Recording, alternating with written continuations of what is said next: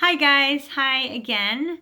Welcome to my part 5 video on my anal fissure experience and my story and all the tips and suggestions that I can give you in order to help yourself heal without having to go through surgery.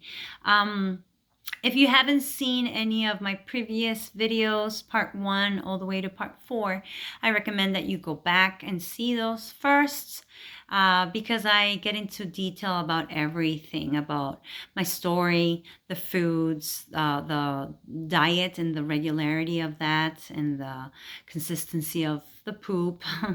I also talk about all the extra essentials for me, like bidets and wipes, sitz baths, Epsom salts, and creams, oils, ointments, and breathing techniques, and then how to poop, different techniques, and then the red light therapy, exercising, and pelvic floor. So it's a lot of info, and I've tried everything, and I'm on all of them. I use everything, and so I share a lot of that. So if you can go back and look at those before you watch this one. And at the same time, if you wouldn't mind liking this video and all the rest, because it helps with the algorithm of YouTube to be seen by more people. And also, if you can watch the whole video, just because it also helps the algorithm. And if you wouldn't mind subscribing to, because that also reaches more people. And also because I will do maybe 2 more videos. And I will be making a few other recordings later on to just keep you updated on how I'm progressing, and hopefully when I'm finally healed. So those would be interesting videos as well. And I think that they would make people more hopeful, as it is for me. So before we go into topic 5, I wanted to say 3 things that I forgot in my previous videos. The first one is that I also take a lot of vitamins. I don't do a multivitamin, only because those have very low amounts of each of the vitamins, and what I want is more amounts of all of the vitamins. And so I take individual capsules for the different vitamins. So I take vitamin C, which is a must. I know now that it protects your stomach more from all meds, and it just helps in healing as well. I take vitamin D, 5,000. This is a liquid, a spray, which is absorbed faster into the bloodstream. I take a complex B pill. I take raw zinc. And I'm almost out, so today I will be getting more of those. And also I think I want to incorporate vitamin E and vitamin A. So yes, of course we get all these through our foods, but because I'm not eating a ton, then I don't know how much consuming of these goodies. So I think that I want to just supplement a little bit more. I take them at night, maybe 2 hours before going to bed, so I'm sure that all that water is flushed out before I go to bed. And also because I believe that when you do it at night, I haven't studied this, but it's my logical thoughts that I think they're logical, that when you take them at night, your body then goes to sleep, and so it's potentially more absorbed in your blood and helping to do all its magic as you're sleeping. Whereas in the morning, or throughout the day, you're moving, you're exercising, you're doing your things, and you consume more of your energy and burning off more fat. So I don't know if throughout the day, I am assuming that obviously you can take it whenever, but for me, it's logical to take it at night. That was the one thing. The other thing I wanted to mention was that I didn't talk about the portable bidet. It's a handheld bidet that I bought off of Amazon, and it's like a long tube The bottom is a container that you fill up with water, and then you hook it up to the top, which is the machine. And on the machine, it has the on-off button, the pause and start button, and you also have another button that has different modes for if you want the intensity of the water to come out strong or medium or low or pulsating. And then it also has at the top a little hose that's a thicker plastic with nozzles on top, and those nozzles have different holes. So the one that I purchased has 3 holes, 4 holes, 6 holes, and the hose can go in different angles. So it depends how you want to grab the container and the handheld bidet and go down into your bottom, and you can move that hose in different angles as you wish. And the nozzles also, you can change them. And so what you do is you fill it up with water, and then I take a pitcher with me and I fill that up with water and have it next to my toilet. And then I use the first time the container. It's not difficult to use at all, and I feel like it does a really good job, but I have to fill it up like 3 or 4 times to make sure that I'm clean. And of course I check after the 3rd or 4th time with a wipe to see if I'm fully cleaned. If not, I just do it one more time. It's a lot more work than your regular toilet bidet, but if I'm planning on trips and going out, that has been very, very important for me. So a portable handheld bidet. And then the 3rd thing I wanted to tell you also was about some of the stretchings that I forgot to tell you.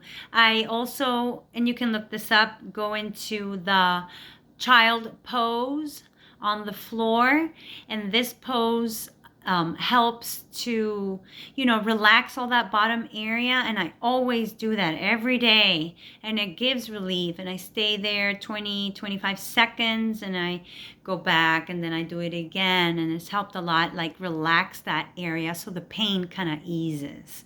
And also the happy child pose, which is on your back with your legs up. You hold your feet with your hands like this, and you bring down those knees and your legs wide open. I mentioned that in another video, but that also relaxes if there's pain. And if you have gas and you have to pass, those 2 positions are really good to pass gas as well. So I just wanted to add those 3 things because I forgot in my previous videos.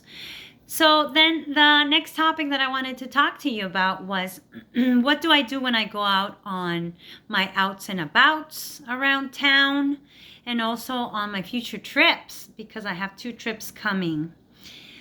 So when I go out, I make sure that I bring everything with me so I am mentally at ease. And I feel safe, like I've got my stuff with me so I don't mentally panic and feel desperate to get back home. Now, of course, initially at the beginning, the first 2, up to 3 months, I was not going out of my house. The pain was so bad, I couldn't move, so I never went out. But then little by little, I started going out. Well, I mentioned about walking my dogs, and sure, it was just around the corner, so I knew I was going to be right back home, so I didn't take my stuff. But when I knew I had to drive and go somewhere a little bit far, like if I had to go to a doctor's appointment, or if I had to go to the store because I needed chicken, or just a few things at the grocery store, I made sure that in my purse I had my water wipes, my portable handheld bidet. I made sure I had a jar or a pitcher in my car. I've never had to take it in, but because I haven't, thank God, had the need to go potty, but I still have it in my car just in case. And I also take all my pills, my ibuprofen, acetaminophen, my turmeric pills, my Arnica Montana pills, and I take my creams and my ointments, my comfrey ointment, and I have all of that in my purse at all times when I go out. I also take a small sort of bin like a square rectangular bin.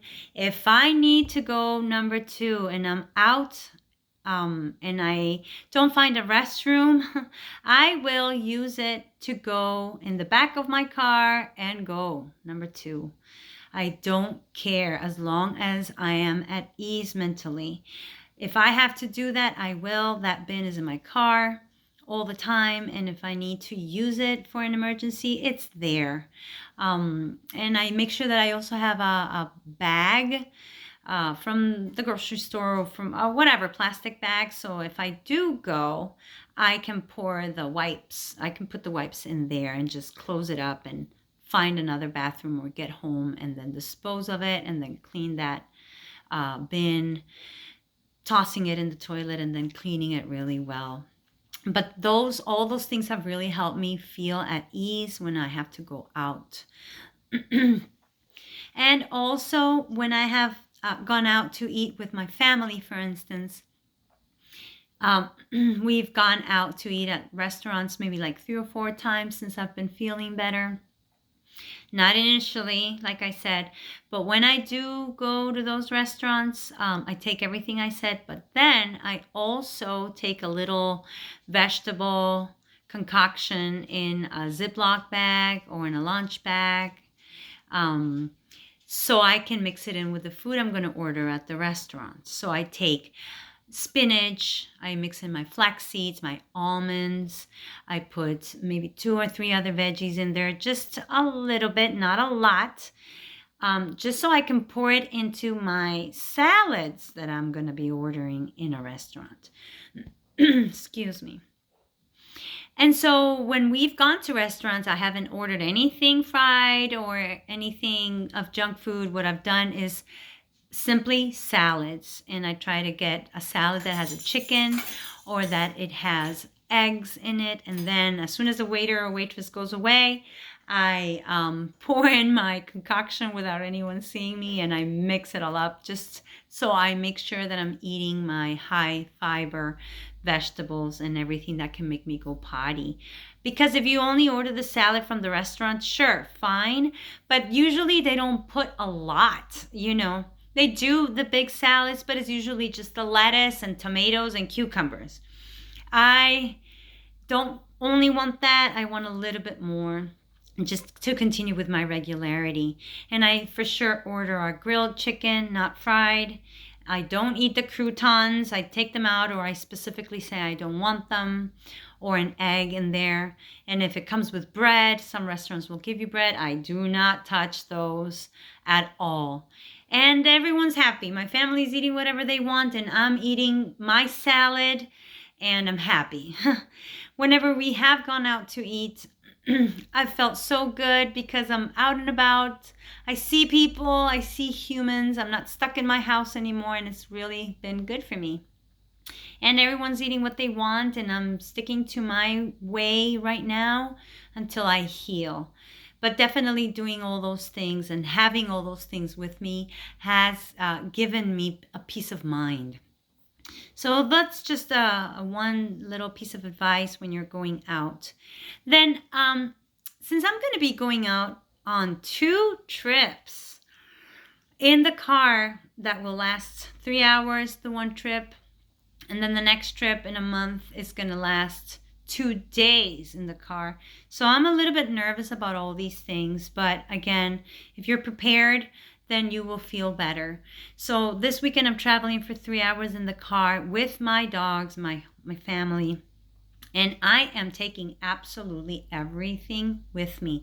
Everything I've said in every single video, I'm taking with me, to the point that I bought a toilet bidet to install in the place that we are arriving to. And this place is ours, is our little house on the river, and we're installing a bidet. And my husband has to take all his tools, potentially different parts, and we're installing that bidet as soon as we get there.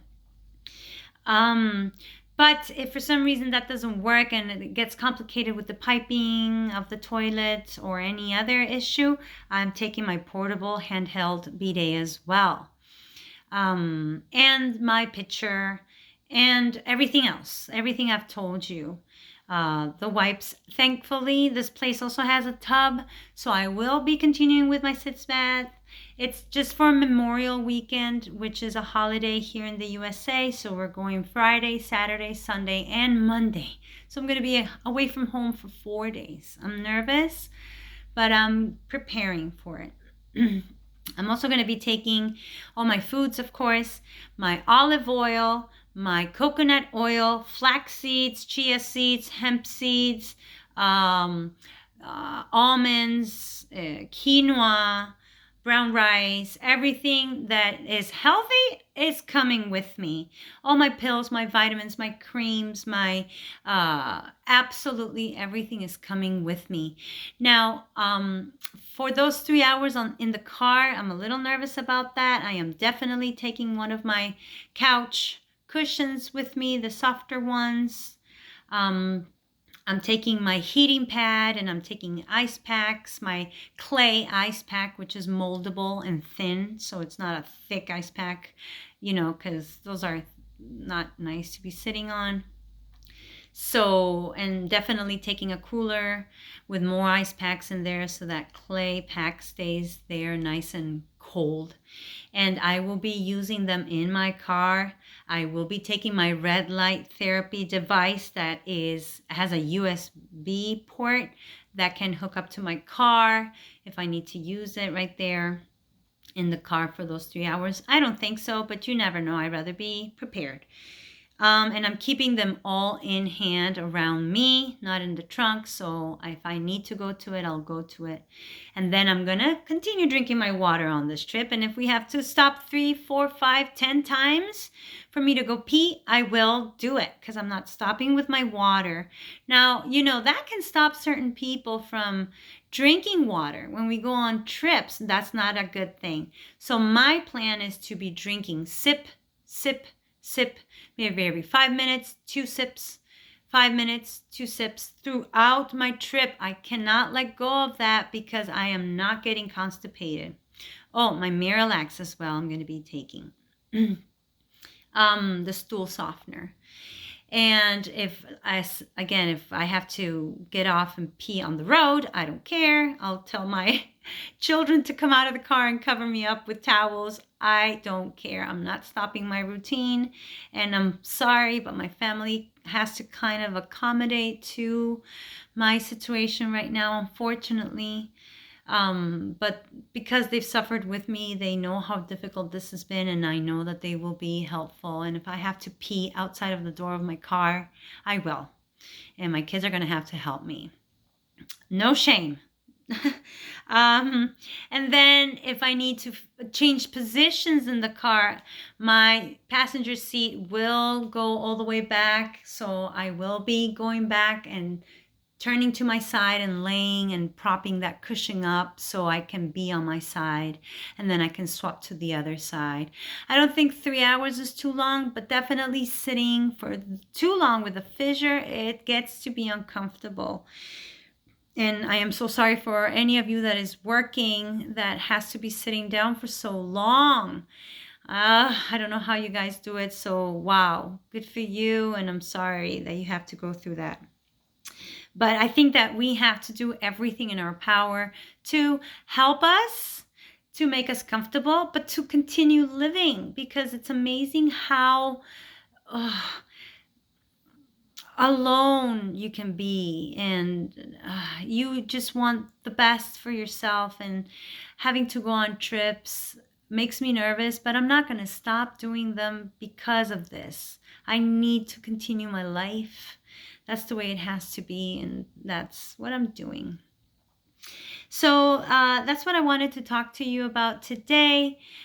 And then I have another trip in like 3 weeks or 4 weeks. We're driving for 2 days for like 8-9 hours every day, plus all the stopping that we're gonna have to do to walk the dogs and to stretch and walk for myself and then go potty. So who knows how long this trip will take.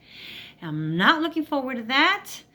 But again, I'm taking everything with me, and my husband is gonna have to stop every time I need to, because that's the way it is right now. If we're taking these long trips, then I need the help, all the help that I can get, and that's gonna be a longer trip, but oh well. My family knew that I was going through this, and we still planned the trip, so we have to all accommodate and help each other out. um, Definitely they're gonna be helping me more than me to them, but you know, it is what it is, and we all can get health problems, and we all need to be supportive. But it will definitely be a challenge if I cannot be comfortable in the car for that many hours. I'm gonna have to stop and walk and stretch and do my stretchings, um, and work around my issue. That's how it has to be. I will be driving because I'm okay driving. After a while, it does start hurting, so I'm gonna have to take turns with my husband driving, but that's the way it's gonna have to be. So yes, just if you're traveling, don't be afraid. I understand if you're going through excruciating pain, you're not going anywhere. Absolutely. I understand that. Don't go anywhere. But if you feel that you can, then just make little trips here and there. Go to the store, drive around the block, go to the nearest wherever, stay out 10 minutes, get back home. But try to do that just because of your mental well-being. And in my next video, I will be talking about our mental well-being and everything that you go through when you have this absolute horrific health issue, and how bad it can be for us mentally and spiritually and emotionally, not just physically. So I will talk about that in my next video, because it's also kind of a longer topic. It's about feelings and it's about our mental state. It's not an easy topic either, and it can't be a 5 more minute video. It has to be a longer one. And I will also talk about the doctors that I follow, because they have been my greatest support. Absolutely. The doctors that I follow online, that is, not the doctors that I've seen. They haven't been supportive at all. I mean, they've been supportive, but not as supportive as I've needed. So, okay, just keep an eye for that next video, and I will see you soon. Thank you for listening, and I hope again that anything that I've said here can help you improve in your anal fissure experience. And again, I'm sorry that you are also going through this. There's nothing more devastating than this health issue. I believe it. I've gone through it. I'm going through it. But you will heal. You will heal. So keep up the hope if you have any. It will come and you will be better. So thanks again for listening, guys, and I'll see you in the next video. Bye.